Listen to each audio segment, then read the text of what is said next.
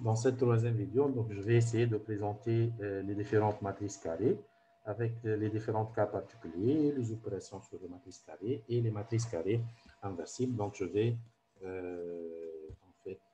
commencer par la définition.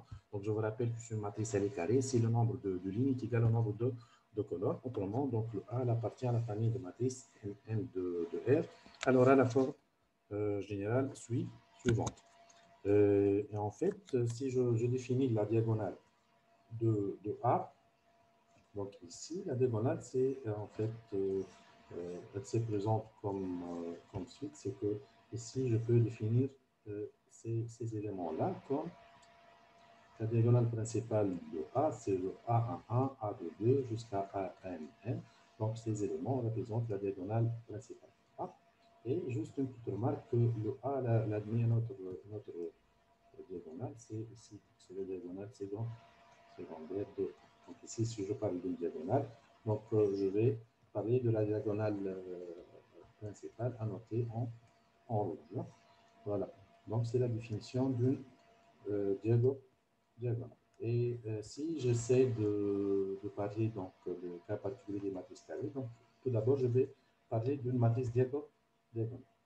Et en fait, une matrice elliptique diagonale, c'est tous les éléments hors diagonale sont égaux à Z. Donc, c'est la forme générale d'une matrice diagonale. Donc, je vais, par exemple, présenter le cas particulier d'une matrice diagonale, c'est la matrice unité ou bien la matrice identité. Donc, c'est une matrice qui se présente comme suite. Donc, l'identité, c'est une matrice qui contient en fait des 1 sur sa diagonale principale et le reste sont des zéros. Et à titre de remarque ici, c'est que toute matrice multipliée fois l'identité, donc ça obtient la même matrice. Donc le résultat ne change pas. Autrement, l'identité, c'est un élément neutre du produit matriciel. Donc c'est l'élément neutre du produit matriciel. Donc l'identité de produit matriciel, l'identité ne change pas le résultat d'une matrice. C'est l'élément neutre de produit matriciel.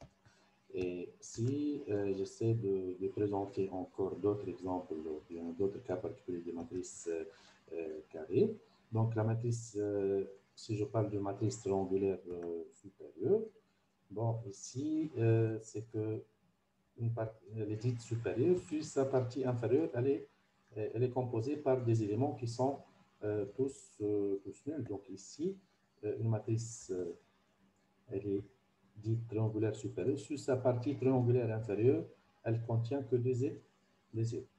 Donc c'est la notion d'une matrice triangulaire, la définition d'une matrice triangulaire supérieure. Ici, de même, j'essaie de présenter une matrice triangulaire inférieure. Donc, si je parle de matrice triangulaire inférieure, c'est l'inverse en fait de ce qu'on vient de parler, c'est que sa partie supérieure ne contient que des zéros. Et de fait, sur cette base-là, je peux en fait définir. Donc ici, c'est la différence entre matrice triangulaire inférieure et supérieure. Et un autre cas particulier ici, c'est la matrice symétrique. Autrement, si je parle d'une matrice symétrique, si je renverse le terme général, c'est que si j'avais A et J est égal à A, J, c'est que la partie triangulaire supérieure et inférieure, elle est symétrique. Donc, je vais prendre un exemple pour vous expliquer. Donc, ici, si j'essaie de voir, donc si je regarde la partie triangulaire supérieure et la partie triangulaire inférieure, je peux trouver que ces éléments, ils se ressemblent. Donc, ici, je peux remarquer que, par exemple, si j'avais ici moins 1, ici moins 1, ici 3, ici 3, et ici 6, ici 6. De même, donc, si j'essaie de voir en fait la ligne de A, elle est la même, la colonne de A. Donc, c'est une condition pour voir si la matrice elle est symétrique ou bien non. Je peux voir que le A transpose est égal à A. c'est que si je transpose une matrice symétrique, la matrice elle ne change pas de résultat, vu que la ligne est égale à sa colonne. Donc, c'est une propriété concernant les matrices symétriques. Hein. Voilà. Et en fait, ensuite, je vais parler des matrices nilpotentes. Voilà. Donc, en fait, une matrice, elle est dite nilpotente si, en fait, elle s'annule à une certaine puissance, donc qui est notée P. Donc, si j'essaie de faire le produit entre le produit d'une matrice à un certain seuil, cette matrice, elle prend elle devient une matrice nulle. Donc, cette matrice, elle s'appelle une matrice nilpotente. Donc, je vais essayer de prendre un petit exemple. Donc, ici, par exemple, j'ai une matrice A. Et on vous demande de calculer à la puissance n. En fait, si je faisais le produit, donc ici, je peux trouver que A au carré est égal à cette matrice-là. Mais en fait, le A à la puissance 3, elle prendra que des zéros. Et en fait, je peux dire que A à la puissance n en fait, est égal à une matrice nulle en fait, matrice nulle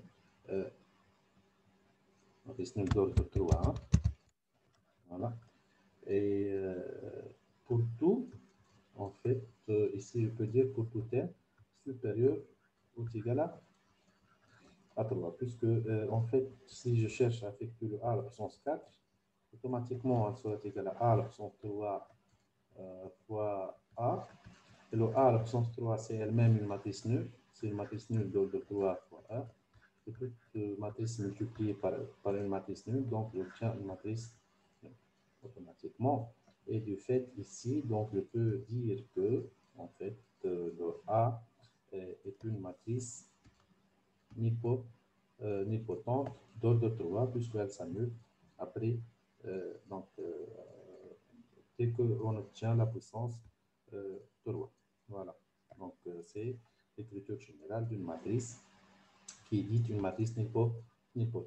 Donc, ici, un autre cas particulier des matrices carrées, c'est une matrice idempotente. C'est qu'une matrice elle est idempotente si, en fait, si je mettais cette matrice au carré, en fait, elle ne change pas de résultat. Donc, autrement, si je mettais n'importe quelle puissance et donc je garde le même résultat. Donc, ici, je vais prendre la matrice A. Si je faisais le A au carré, je vais trouver que A au carré est égal à A. Et du fait, c'est une matrice idempotente qui ne change pas de résultat, même si je mettais une puissance. Donc, ici, juste une petite remarque, c'est que par exemple, l'identité, c'est une matrice idempotente, vu que si je faisais l'identité au carré est égal à l'identité. Et si je faisais l'identité à la puissance n est égal à l'identité, et du fait que le I, c'est une matrice idempotente, comme ça. Donc, j'arrive à définir la notion de matrice idempotente. Voilà. Donc, c'est la définition d'une matrice idempotente. Ici, donc, je vais essayer juste de définir la notion de trace d'une matrice. Donc, à titre de remarque, donc, si la trace d'une matrice, c'est la somme de ses coefficients de sa diagonale principale, notée TR de A. Donc, si je compte calculer en fait la trace d'une matrice, il suffit de faire quoi exactement? Il suffit en fait de faire la somme de la diagonale principale. Donc, ici, si je cherche à calculer la trace de cette matrice A, je note TR de A, c'est égal à quoi en fait? C'est égal à A1 plus A2 2 plus A3 3. De A1, c'est le premier élément sur la diagonale, c'est égal à moins 2, plus le A2 2 sur le deuxième élément sur la diagonale, plus 1, et plus A3 3 qui représente le troisième élément sur la diagonale, est égal à 2. Ici, moins 2 plus 2, donc le résultat est égal à 1. Et de fait, la trace de cette matrice A, la trace de A est égale à 1. Donc, c'est la notion de traces d'une matrice. Hein. Voilà. Et comme ça, donc en fait, on arrive à donner quelques cas particuliers concernant les matrices, carrées. Voilà, donc c'est la partie correspondante aux matrices carrées. Donc, concernant en fait les opérations sur les matrices, généralement, bon, ici, le A fois B est différent de B fois. On a déjà noté que le produit matriciel n'est pas commutatif. Donc, si je prenais un exemple, en fait, si je faisais le A fois B, je trouve 0, 0, 1, 1. Et je faisais le B fois A, je trouvais ici 0, 1, 1, 0, 0. Et de fait, le A fois B est différent de B fois A. Et en fait, concernant, voilà, donc ici, si je multiplie n'importe quelle matrice fois la matrice identité, on a déjà dit que, voilà, on a déjà dit que l'identité ne change pas le résultat du produit matriciel. Voilà. Donc, comme ça, en fait, j'arrive à donner les concepts de base concernant les matrices carrées. En fait, dans la vidéo suivante, en fait, on va essayer de présenter la notion de l'opération sur les formules sur les matrices carrées et en présentant la fameuse formule qui s'appelle la formule de Binom de Newton. Voilà, donc ça sera l'objectif de la prochaine vidéo. Voilà, c'est bien pour votre suivi.